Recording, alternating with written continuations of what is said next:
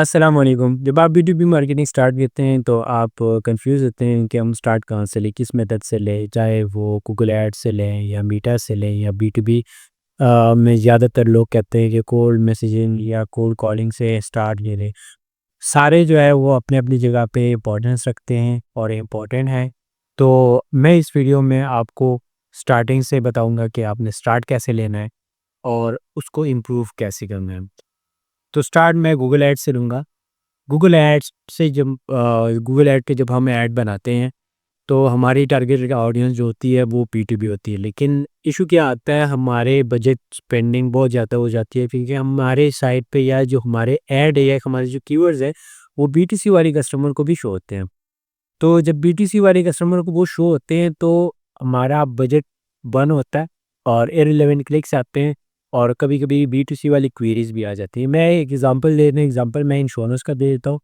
मैं इंश्योरेंस की lead cell कर रहा हूँ या मैं सास प्रोडक्ट सेल कर रहा हूँ। तो अब मैं टारगेट जो है वो बिज़नेस कर रहा हूँ, लेकिन मुझे यूज़र्स भी आ रहे हैं, विज़िट कर रहे हैं, मेरा ऐड उनको शो हो रहा है क्योंकि मैंने कीवर्ड इस तरह के डाले हुए हैं। कीवर्ड मैंने फॉर एग्ज़ाम्पल इस तरह के डाले कि इंश्योरेंस लीड, तो अब लीड जो है वो तो आ गया B2B के लिए, लेकिन इंश्योरेंस जो है वो स्पेसिफिक नहीं है कि B2B के लिए, वो है यूज़र के लिए भी है, B2B के लिए भी है, सबके लिए है। तो इशू यहाँ पे पड़ जाता है। जब आप एग्जैक्ट मैच पे जाते हैं तो एग्जैक्ट मैच पे आपको 60 टू 70 80% एक्यूरेसी उसमें मिल जाती है कि वही आप वो ऑडियंस टारगेट कर लेते हैं जो आपने डाली होती है। लेकिन गूगल क्या कर रहा है, गूगल मामू जो है वो आजकल पागल हुआ हुआ है। तो वो एग्जैक्ट मैच में भी ब्रॉड में फ्रेज मैच पे लेके चले जाता है, तो उस तरह का सीन कर लेता है। तो आपने अपने ऐड को इस तरह बनाना है कि आपको यूज़र्स जो B2C वाले यूज़र्स है या B2C वाले कस्टमर्स है वो ना आए, क्योंकि आपका बजट बर्न होगा तो B2B वाले लीड जो है वो आपके पास नहीं आएगी।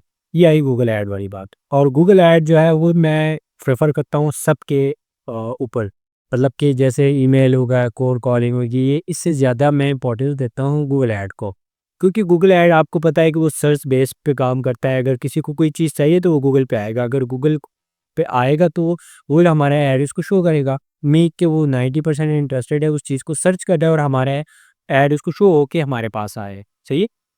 दूसरी चीज़ जो आती है कि मीटा, मीटा पे लोग ऐड रन करते हैं, लेकिन मैं B2B के लिए मीटा ऐड प्रेफ़र नहीं करता। खुद पर्सनली प्रेफ़र नहीं करता क्योंकि उसमें आप टारगेटेड ऑडियंस उस तरह नहीं कर पाते। चाहे जिस तरह गूगल एड्स पे आप करते हैं या कोल्ड कॉलिंग, कोल्ड मेलिंग पे या लिंक्डइन पे करते हैं, तो मेटा को आप छोड़ ही दें B2B के लिए, अगर आपने B2B के लिए ही जाना है, ठीक है? अगर मार्केटिंग फ़नल के स्टार्टिंग फ़ेज़ के लिए आपने करना है, जैसे अवेयरनेस होगी ब्रांड की या एंगेजमेंट होगी, तो उसके लिए फिर ओके है।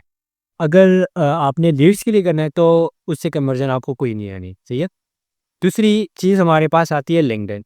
तो लिंक्डइन आपको पता है कि लिंक्डइन ही B2B वाली मार्केट है, मार्केट प्लेस है, जो भी आप व्हाटएवर उसको जो जो कहें, आपको वहाँ से बेस्ट लीड्स मिल जाती हैं, बेस्ट ऑडियंस मिल जाती है, आपको आपके मर्ज़ी के मुताबिक ऑडियंस मिल जाती है वहाँ से।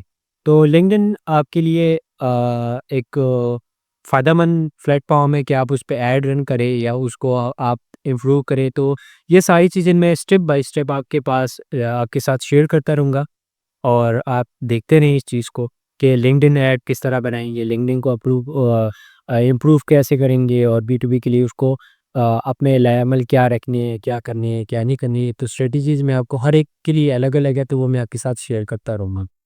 आते हैं कोल्ड मेलिंग के लिए या कोल्ड कॉलिंग के लिए, तो कोल्ड मेलिंग और कोल्ड कॉलिंग दोनों सेम है, लेकिन मेलिंग में आप बल्क में मेल्स करते हैं और कोल्ड कॉलिंग में आप कॉल्स करते हैं कि है this is me, I have this product for you, this this, तो इस तरह का सीन होता है। तो आप कन्विंस करते हैं उसको। और कोल्ड मेलिंग में क्या होता है, कोल्ड मेलिंग में आप एक मेल बना देते हैं और बल्क में हज़ारों लोगों को सेंड कर देते हैं। अब उसमें कॉस्ट आपको कम पड़ती है as compare to Google ads या अदर प्लेटफ़ॉर्म।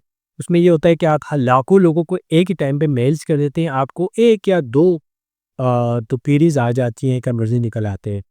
अब लाभ मेल आपने सेल किए तो उसमें आपको इतनी कॉस्ट नहीं आती, जितना आप कोल्ड कॉलिंग पे मेन लेबर जो होता है, ह्यूमन लेबर होता है, आपने उसको बिठा दिया या एआई पे लगा दिए, एआई असिस्टेंट आपने बना दिया, तो इस तरह आता है। तो कोल्ड कॉलिंग पे फिर आते हैं, तो कोल्ड कॉलिंग से आपको अपने यूज़र का पता चल जाता है। अपने यूज़र का आपको इस तरह पता चल जाता है कि आपको ये आइडिया हो जाता है कि मेरा यूज़र किस माइंडसेट का है।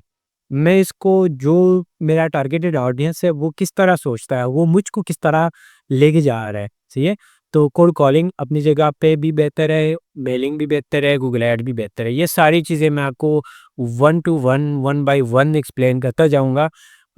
हर एक की अपनी-अपनी सीरीज़ आएगी, लेकिन ये वीडियो जो है एक प्रॉपर एक स्ट्रेटजी थी कि मैं इस तरह आपको एक प्लेलिस्ट आपके लिए लेके आ रहा हूँ।